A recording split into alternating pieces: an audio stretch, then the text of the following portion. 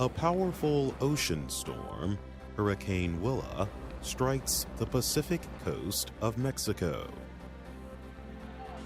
About 100 migrants in Bosnia break through a police barrier to move closer to the Croatian border.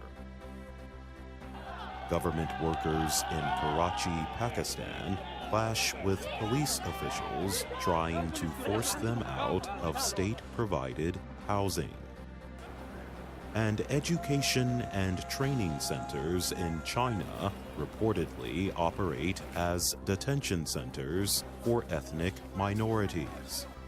Official documents show that thousands of police sticks, handcuffs, pepper spray, and other items have been bought since 2017.